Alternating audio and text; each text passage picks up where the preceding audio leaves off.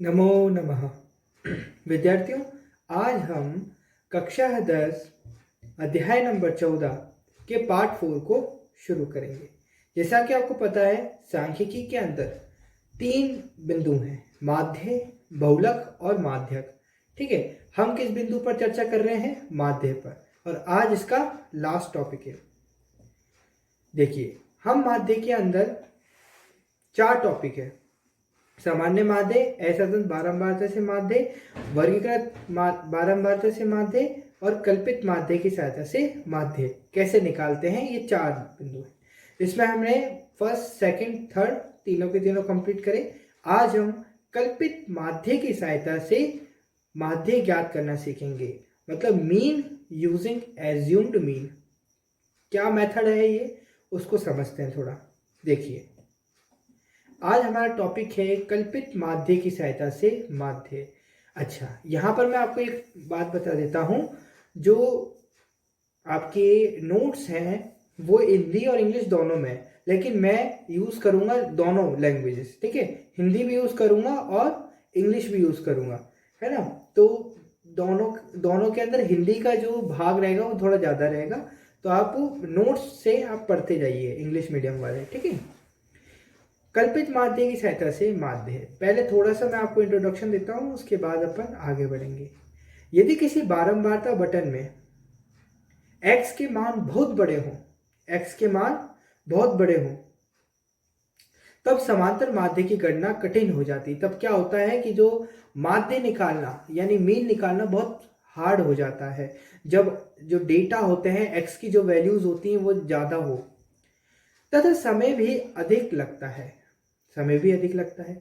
ऐसी स्थिति में, ऐसी सिचुएशन में कल्पित माध्य मतलब एज्यूम्ड मीन की लघु रीति यानी शॉर्ट मेथड से समांतर माध्य ज्ञात करना अधिक सुविधाजनक रहता है। क्या होता है, कभी कभी जो डाटा होता है अपना, उसमें जो x की वैल्यू होती है, ना, जैसे ये वाला एग्जाम्पल के तौर पर यहाँ पर ये ऊंचाई मीटर में दे रखी है, हाइट मीटर में दे रखी 200, 600, 1000, 1400, 1800 और 2200। ये इतनी ये x की वैल्यूज है, तो कितनी बड़ी बड़ी है। अगर इसका अपन क्या निकालने बैठे, माध्य निकालने बैठेंगे पिछले 3 मेथडों से, तो क्या हो जाएगा, बहुत देर लग जाएगी, कैलकुलेशन बहुत ज़्यादा हो जाएगी। तो इसलिए हम कल्पित माध्य की सहायता से माध्य निकालना सीखेंगे। ये जो विधि है ना कल्पित माध्य की, एज्यूम्ड मीन जो विधि है, वो बहुत ही क्या है, इजी है। इसको यूज करने पर मीन बहुत जल्दी निकल जाता है और जो डाटा है, जो आंसर है, उसमें कम गलती होने की संभावना रहती है। तो ये क्या है कल्पित माध्य विधि, थोड़ा इसके बारे में जानते हैं। अब ये जो कल्पित माध्य विधि है, इसके अंदर 2 विधियां आएंगी आपके। 2 विधियां आपको मेनली इसमें सीखनी है। पहली है विचलन विधि यानी मीन बाय डिविएशन मेथड यानी विचलन विधि। सबसे पहले अपन इस पर चर्चा करेंगे, कुछ एग्जाम्पल करेंगे ताकि आपको ये विचलन विधि से माध्य निकालना आ जाएगा। जब आप विचलन विधि सीख लेंगे तब उसके बाद आएगी अपन पद विचलन विधि। अब पद विचलन विधि क्या है? पद विचलन विधि में क्या होता है, विचलन विधि में अगर आपको थोड़ी सी कठिनाई हो रही है तो वो भी कठिनाई क्या हो जाती है, सरल हो जाती है। किसमें? पद विचलन विधि में इतनी सरल हो जाती है। बातें कल्पित माध्य ही है। अगर आपको किसी क्वेश्चन में बोले कि निम्नलिखित आंकड़ों का कल्पित माध्य विधि से माध्य ज्ञात करो, है ना, तो आप विचलन विधि और पद विचलन विधि दोनों में से कोई सा भी यूज कर सकते हैं। लेकिन जब किसी क्वेश्चन में मेंशन किया हो कि इसको विचलन विधि से या पद विचलन विधि से सॉल्व करना है, हल करना है, तब आप विचलन विधि और पद विचलन विधि लगा सकते हैं।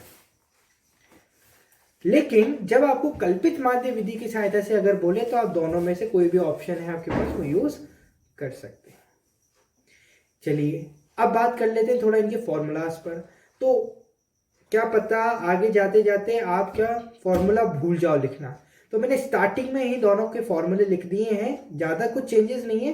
पहले के जो फॉर्मूलाज है उनमें थोड़ा सा एडिशन हुआ है। किन किन बातों का? एक तो यहाँ पर ए आपको नया दिख रहा होगा, है ना, और यहाँ पर डी ये नया दिख रहा होगा। ए और डी आई, इनका दोनों का मतलब भी आगे समझेंगे अपन। फिर ये अगर फॉर्मूला आपको याद हो गया अच्छी तरीके से, तो यहाँ पर कुछ चेंज नहीं है, बस डी आई की जगह यू आई आ गया और एक और चीज जुड़ गई एच। ये क्या है, एक एक करके अपन समझेंगे। अभी सबसे पहले अपन विचलन विधि पर चर्चा कर लेते हैं कि विचलन विधि क्या है। तो जिस तरीके से हम स्टेप बाय स्टेप हमेशा चलते आ रहे हैं, इसमें भी अपन स्टेप बाय स्टेप चलेंगे। क्रियापद हिंदी मीडियम वाले और इंग्लिश मीडियम वाले इसको समझेंगे वर्किंग स्टेप से। इसके क्या वर्किंग स्टेप्स है, क्या क्या स्टेप्स हैं जिनको फॉलो कर कर हम अपने आंसर तक जा सकते हैं। कल्पित माध्य विधि, तो ये स्टेप्स हैं विचलन विधि के। ये स्टेप्स किसके हैं, विचलन विधि के। लमसम लमसम विचलन विधि और पद विचलन विधि दोनों के ही जो स्टेप्स हैं सेम है। दो बातों का अंतर आता है, कहने को मैं कह सकता हूं एक बात का अंतर है, बाकी दोनों में सेम है। वो बात जो अंतर है उसको अपन अभी थोड़ी देर में ही डिस्कस करेंगे। सबसे पहले ये 5 स्टेप्स हैं जो आपको क्या करने हैं, समझने हैं। बहुत सरल स्टेप्स हैं, जरा ध्यान देंगे तो हो जाएगा। सर्वप्रथम बारंबारता सारणी इस प्रकार बनाते हैं कि पहला स्तंभ में चर x का मान यानी जो आपका डेटा है xi, वो पहले स्तंभ में xi की वैल्यू तथा दूसरे स्तंभ में इसकी बारंबारता, किसके xi की बारंबारता की xi कितनी बार आ रहा है उसकी बारंबारता fi आएंगे। स्टेप नंबर फर्स्ट क्या है, अभी मैं आपको सब बताऊंगा, अभी पहले एक बार पढ़ लेते हैं अपन, एक एक स्टेप को उठाकर सवाल करेंगे। दूसरा है तीसरे स्तंभ में सुविधा अनुसार एक मान a से प्रत्येक चर मान xi से विचलन लिखते हैं। यहाँ a कल्पित माध्य कहलाता है। आगे समझ में, फॉर्मूले के अंदर a था तो उस a का मतलब क्या था, कल्पित माध्य।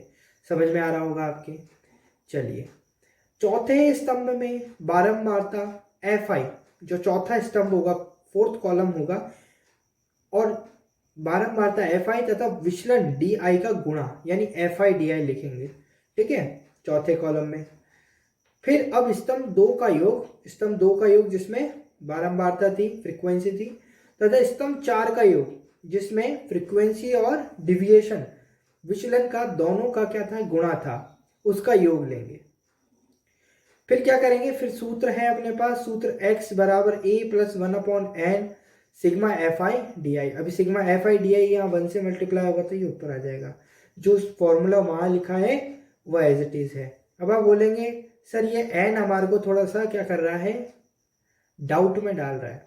तो डाउट में क्यों डाल रहे हो भाई, आगे लिख रखा है n equals to sigma fi। कभी कभी क्या करते हैं MCQ में ये फॉर्मूला डाल देंगे और फिर आपसे पूछेंगे कि n का क्या मतलब है, तो आपको बताना है n is a sigma fi, ठीक है। सिग्मा fi, ये सिग्मा fi का मतलब बारंबारताओं का योग, फ्रीक्वेंसी का सम, वही है, ठीक है। तो ये 5 स्टेप्स हैं, आपको इनको देखना है। अब हर एक स्टेप को उठाकर एक क्वेश्चन लेंगे और फिर अपन इसको सॉल्व करते हैं। देखिए क्वेश्चन आपके सामने ये है, ये टेबल आपके सामने दे रखी है। इस टेबल का क्या निकालना है, आपको मीन निकालना है। किस मेथड से निकालना है, विचलन विधि। बोल तो रखा है कल्पित माध्य विधि से, तो लेकिन हम इसकी कल्पित माध्य में पहली विधि सीख रहे हैं, विचलन विधि, तो विचलन विधि से अपन निकालते हैं। इसका कुछ नहीं है, सबसे पहला स्टेप क्या था उसके हिसाब से करो। देखो क्वेश्चन ये है आपका, क्वेश्चन कौन सा है, ये वाला, ठीक है, तो इस पर ध्यान दो। स्टेप नंबर फर्स्ट लगाओ, इसके अंदर सर्वप्रथम बारंबारता सारणी इस प्रकार बनाते हैं कि पहले स्तंभ में चर x का मान xi तथा दूसरे स्तंभ में इसकी बारंबारता fi आए। We first prepare the frequency table in such a way that first column contains xi and the second column contains their frequencies fi। तो आप देख लीजिए, ये टेबल बना दी हमने, ये आपको खुद को बनानी है, ज़्यादा टाइम वेस्ट ना हो, सिर्फ फोकस हो हमारा कंटेंट पर, जो सिखाना चाहता हूँ वो सीखो आप, है ना। इतना तो आप 10th कक्षा क्लास 10th में आ गए तो लाइन वाइन तो आपको खींचना आती होगी, तो टेबल आप देख के भी बना सकते हैं, ठीक है, इसमें कोई दिक्कत नहीं है, दो राय नहीं है।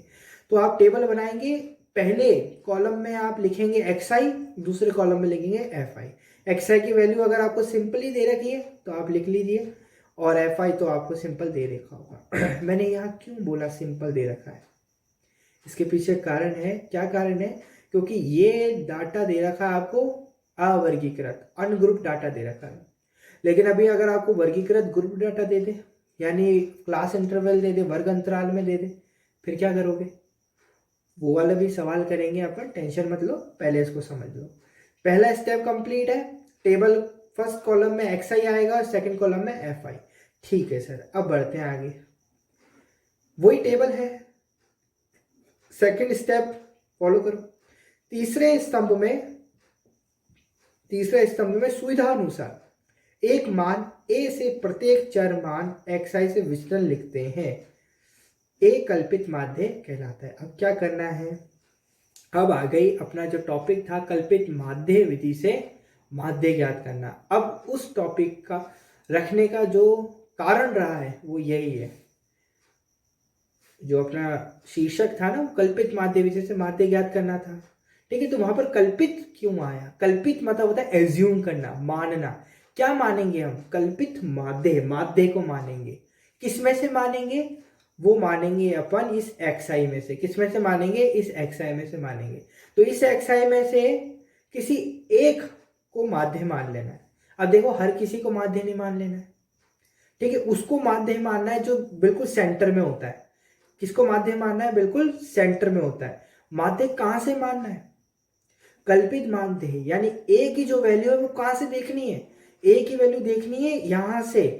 कहां से? xi के मान से। जहां पर xi आपने बनाया ना उसमें से देखना है। और xi में से भी जो बीच वाली वैल्यू होगी, कहां से? जो बीच वाली वैल्यू होगी, ये 1 2 3 4 5 है, तो 1 2 बीच में कौन सा बच रहा है? 72 है ना। तो ये छोड़ दिया 2, यहां से ये 2 छोड़ दिए, बीच में बचा 72। ठीक है, तो अपना यहां पर आ जाएगा 72। लेकिन सर यहां पर अगर मान लो यहां पर मेरे पास एक और वैल्यू होती, मान लो यहां पर 76 होता और यहां पर मेरे को दे रखा होता 7, इसकी वैल्यू दे रखी होती 7। तो अब यहां से अगर 2 छोड़ता और यहां से अगर 2 छोड़ता तो बीच में बचते 70 और 72। तो इन दोनों में से कौन सा लेता मैं? इन दोनों में से किसका मतलब वैल्यू एक इक्वल रखता? तो जिसकी बारंबारता अधिक होगी, मतलब 70 की बारंबारता कितनी है? 3। 72 की बारंबारता कितनी है? 2। दोनों में से अधिक बारंबारता किसकी है? 3। तो 3 के सामने वाला कौन सा है? 70। तो a की वैल्यू कितनी हो जाती? 70 हो जाती। बात समझ में आ रही है क्या? ऐसी सिचुएशन में आपको ऐसे करना है। बात सही? चलिए, तो इसको मैं मिटाता हूं। इस सिचुएशन में आपको बारंबारता पे जाना पड़ेगा, और अगर सेम बारंबारता है तो फिर सवाल ही नहीं उठता, फिर तो आप कोई से भी ले लीजिए। ठीक है, तो आशा करता हूं आपकी समझ में आ गया होगा। अब अपन आगे बढ़े। चलिए, तो इसमें अपन ने 72 को क्या मान लेते हैं? a की वैल्यू मान लेते हैं। ठीक है, चलिए अब थर्ड स्टेप क्या है उसको देखते हैं। चौथे स्तंभ में बारंबारता fi तथा विचलन di का गुणा लिखते हैं। क्या लिखते हैं? fi और di का। अब वहां पर di की वैल्यू भी निकालनी थी, अपन भूल गए वहां पर निकालना। तो वहां पर क्या निकलेगी? di की वैल्यू भी निकलेगी। di मतलब होता है विचलन। विचलन कैसे निकलता है यहां मैं आपको समझा देता हूं। विचलन निकलता है xi माइनस 72। अब यहाँ 72 क्या है? a की वैल्यू है। किसकी वैल्यू है? a की वैल्यू। यहां आप लिख सकते हैं चाहे तो, यहां मैं आपके लिए लिख देता हूं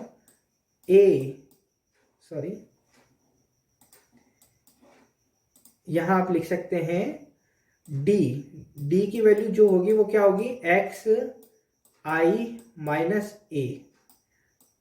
कैसे निकलता है वो मैंने आपको बड़े ही स्पष्ट तरीके से बता दिया, तो ये आपको याद रखना है। सही है, तो यहां पर हमने ये 72 क्यों रखा? क्योंकि अपन ने आगे क्या रख लिया था? आगे मैंने आपको बता दिया था कि यहां पर 72 a की वैल्यू है। ठीक है, तो अब क्या करेंगे? अब आपको कुछ नहीं करना है, fi और di को मल्टीप्लाई करना है। ठीक है, अब अलग अलग यहां से 67 लीजिए, इसमें से 72 माइनस करो तो -5 आएगा, फिर 70 लीजिए xi की, xi मतलब क्या, i की वैल्यू 1, x2, x3 है ना। x1 की वैल्यू कितनी है 67, x2 की वैल्यू 70, x3 की 72, 72 में से 72 माइनस करो 0, 73 में से 72 माइनस करोगे तो 1, और 75 में से 3 माइनस करोगे तो 75 में से 72 माइनस करोगे तो 3, इस तरीके से आ जाएगा। फिर क्या करोगे आप, फिर आप करोगे, पहले इसको मिटाते हैं, फिर आप करोगे fi और di का मल्टीप्लाई, इन दोनों को मल्टीप्लाई करोगे, इन दोनों को मल्टीप्लाई करके जो आएगा वो उसको इधर लिख लोगे।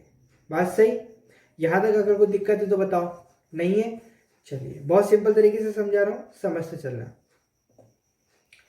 अब इसके बाद स्टेप नंबर 4 आता है। स्टेप नंबर 4 में अब स्तंभ 2 यानी ये वाला स्तंभ सिग्मा fi तथा स्तंभ 4 मतलब ये वाला fi संबंधित स्तंभ के नीचे लिखते हैं, जो कि हमने लिख दिया यहाँ पर।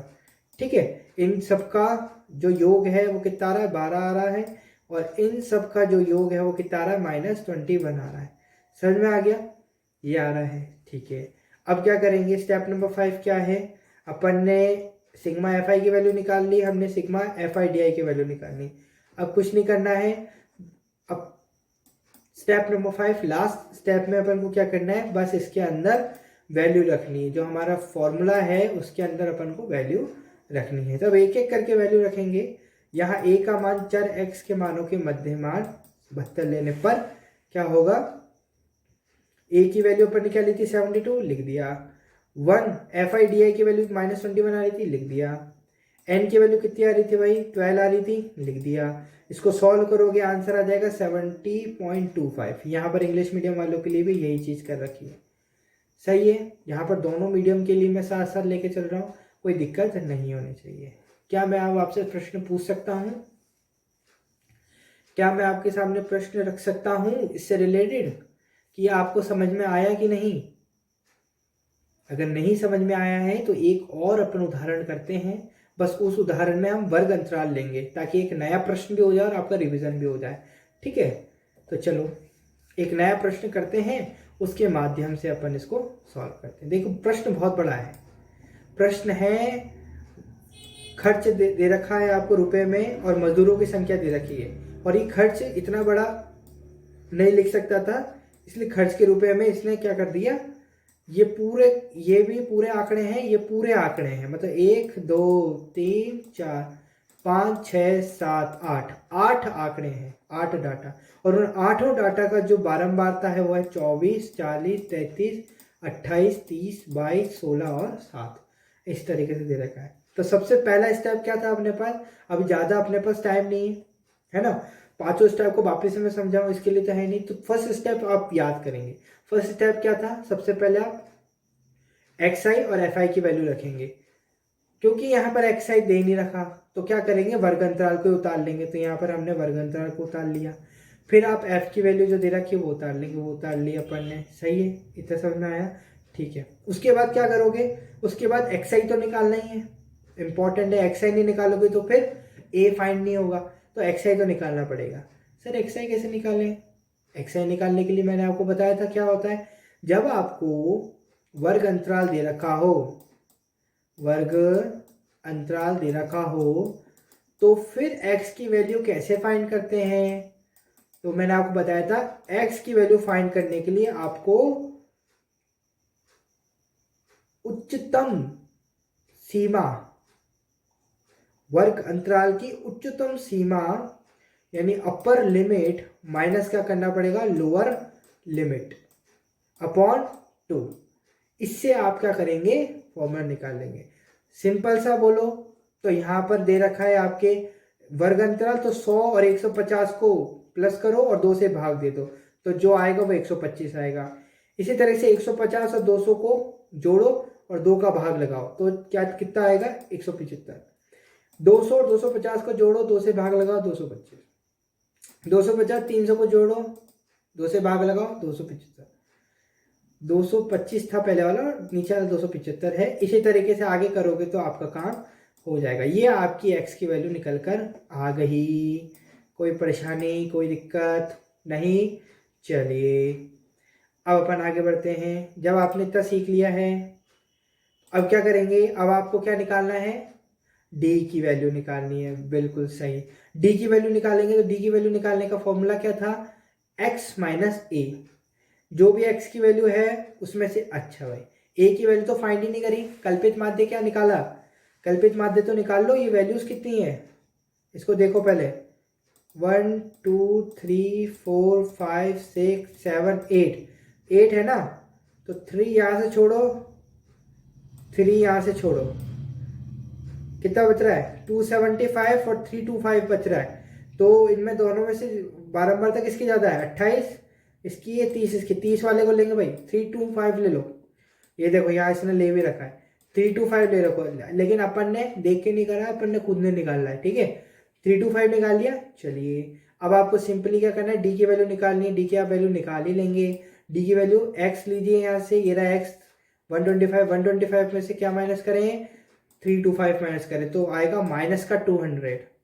इसी तरीके से आप आगे करेंगे तो आपका निकल जाएगा। फिर आप क्या करेंगे? एफ और डी दोनों को क्या करेंगे? मल्टीप्लाई करेंगे। एफ और डी दोनों को मल्टीप्लाई करेंगे तो जो आएगा वो इधर आ जाएगा। फिर उसके बाद सिंपल से आप फॉर्मूला लगाएंगे। ये रहा फॉर्मूला।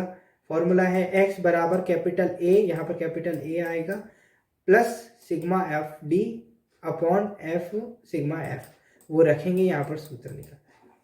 सरल, समझ में आ रहा है? दो एग्जाम्पल करा के आपको पद जो विचलन विधि है, डिविएशन मेथड है, इसको मैंने आपको कंठस्थ करा दिया, समझा दिया। अब अपन नेक्स्ट जो है कल्पित माध्य का पद विचलन विधि, उस पर चर्चा कर लेते हैं। चाहो तो आप थोड़ा सा इसको रिवाइज कर लो, थोड़े से शांत बैठो, 5-10 मिनट रिफ्रेश होकर वापस से आप वीडियो पर आ सकते हो, क्योंकि 2 मेथड हैं तो थोड़ा समझने में, एक ही वीडियो में मैं समझा रहा हूँ ताकि 4 वीडियो सेपरेट हो जाए अपनी, है ना, ताकि अलग अलग आप देख सको, है ना। चाहो तो आप अभी वीडियो को पॉज कर थोड़ी देर बाद भी वीडियो को देख सकते हो, है ना, इसमें कोई दिक्कत नहीं है। तो 10 मिनट का ब्रेक आप देना ताकि आपके माइंड में सब कुछ मिक्सअप ना हो जाए, ठीक है। चलिए जब आप ये समझ लेते हैं तो अब अपन सीखेंगे पद विचलन विधि, mean by step deviation method. Step deviation method कुछ नहीं है, एक स्टेप आगे बढ़ना है। पद मतलब होता है एक पद आगे बढ़ना है, एक पैर आगे बढ़ाना है, वही पद विचलन विधि है। अब उसमें क्या करना है? अपन एक्स आई निकालते ही थे, एफ आई वैसे ही निकालेंगे, डी वी आई भी ऐसे ही निकालेंगे।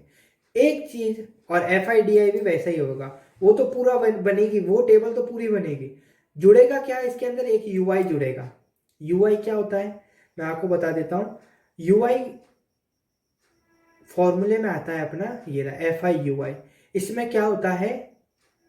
एफ आई यू आई के अंदर यहाँ पर माइनस आएगा, ठीक है, एक्स आई माइनस ए अपॉन एच, या आप यहाँ पर यू आई कैसे निकालता है? यू बराबर होता है, आप चाहें तो इसको डी आई अपॉन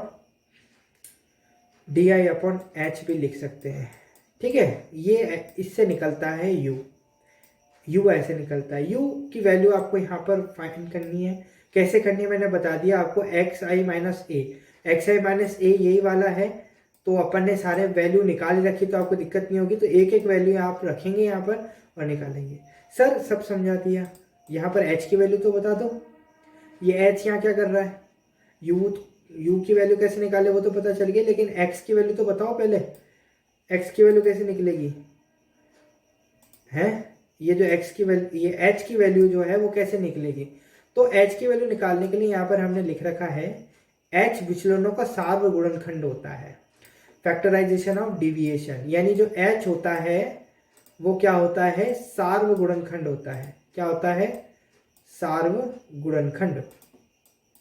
क्या होता है सार्वगुणनखंड? मतलब जो हमारा ये है क्या, एक्स की वैल्यू जो होगी वो जिस भी वैल्यू से डिवाइडेड होगी उसको ही अपन क्या कहेंगे? सार्वगुणनखंड। ये अभी समझते हैं अपन, ये सब कुछ अपन इससे समझेंगे आगे, एक एग्जाम्पल समझे तो अच्छा रहेगा। जैसे नीचे दी गई सारणी में कुछ विशेष क्षेत्रों के गांवों की समुद्र तल से ऊंचाई दे रखी है, तो कुछ नहीं करना है अपन को, क्या करना है? मीन से इनका ये जो दे रखा है अपन को माध्य फाइंड करना है। तो कैसे करेंगे माध्य फाइंड? पद विचलन विधि से करना है। तो सबसे पहले टेबल तैयार करो। दोनों की टेबल मैंने आपको दिखा रखी है, यहाँ पर दोनों की टेबल लिखाओ। तो पहले x की वैल्यू निकालोगे तो ये सारी x की वैल्यू निकल गई है ना, ये x की वैल्यू लिख लोगे। फिर आप f की वैल्यू लिख लोगे। फिर आप क्या फाइंड करोगे? d, विचलन फाइंड करोगे। विचलन कैसे फाइंड करेंगे?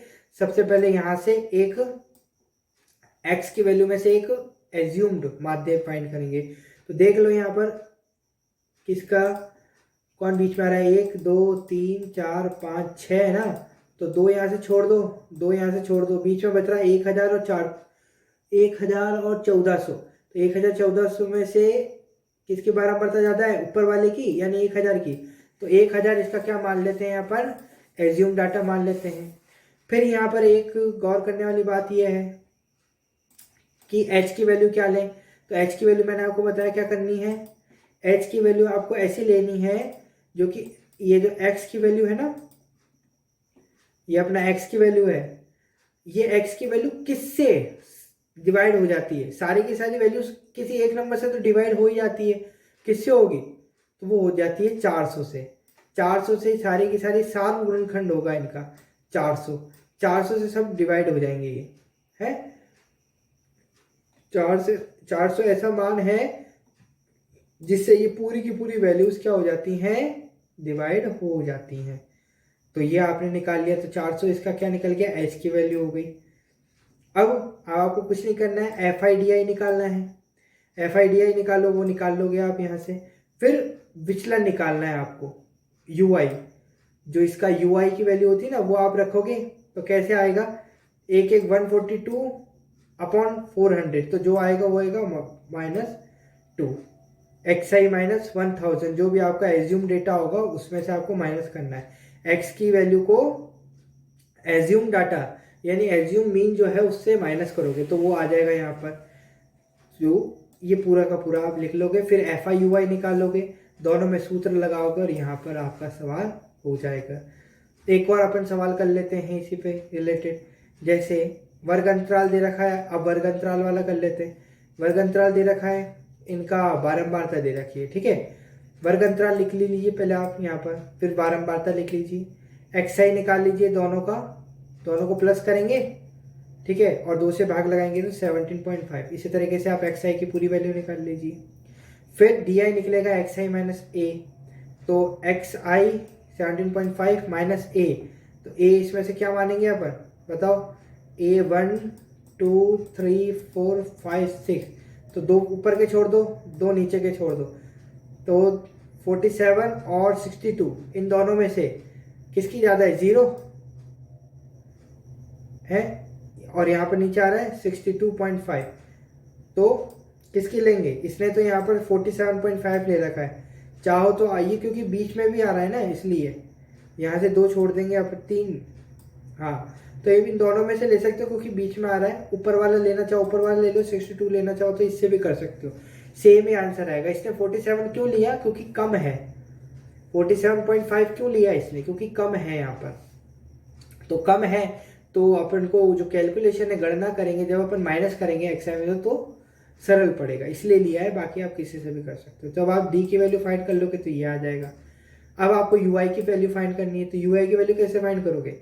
x की वैल्यू लो 17.5, इसमें से a की वैल्यू माइनस कर दो, a की वैल्यू माइनस कर दो और h से भाग लगा दो। अब यहाँ पर h क्या मानेंगे अपन?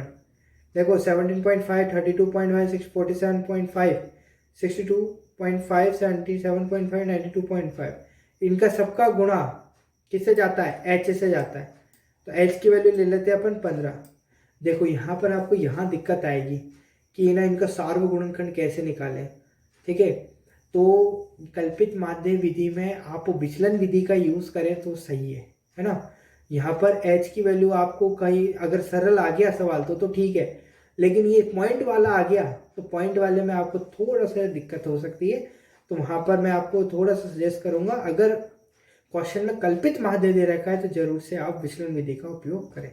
आप सूत्र लगाएंगे तो यहाँ पर आपका सॉल्व हो जाएगा। तो ये अपन ने काम करा, हमने विचलन विधि को भी समझा, हमने पद विचलन विधि को भी समझा, दोनों विधियों को हमने समझा, दोनों के 2-2 एग्जाम्पल लगाए। अब आपकी बारी आती है प्रैक्टिस की। अब क्या आता है प्रैक्टिस की बारी। तो प्रैक्टिस करिए आप, है ना। ये 2 सवाल दे रहा हूँ मैं, ये 2 सवाल है, एक ये रहा और दूसरा ये रहा। इंग्लिश मीडियम वालों के लिए इनके नीचे दे रखा है, ठीक है। दोनों सवाल दे रखे हैं, दोनों को सॉल्व करो। आंसर यहाँ दे रखा है, दोनों विधियों से सॉल्व करना, ठीक है। दोनों सवालों को विचलन विधि और पद विचलन विधि दोनों से सॉल्व करना। मैं पक्का गारंटी दे रहा हूँ, इस वीडियो के बाद अगर आपने मेरी बात मान ली, ये सॉल्व कर लिया, तो इसके बाद आपको एग्जाम तक रिवीजन करने की कोई ज़रूरत नहीं पड़ेगी। एक बार उठाना एग्जाम से पहले, आपका कंप्लीट हो जाएगा, आपको समझ में आ जाएगा।